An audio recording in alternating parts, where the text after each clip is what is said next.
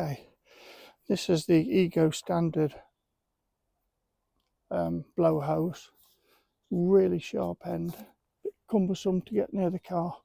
I don't even want to use it near it, to be honest with you. I've caught the stubby on it. I'm so clumsy, so I'm not risking using that on it. If you catch the stubby on it, put the stubby on, it's dead easy. Just show how easy it can get off as well. Just like that. It's just dead easy.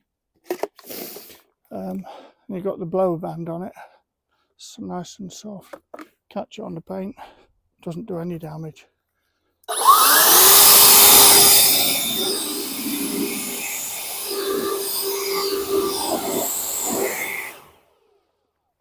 How quick is that? Just get yourself a stubby.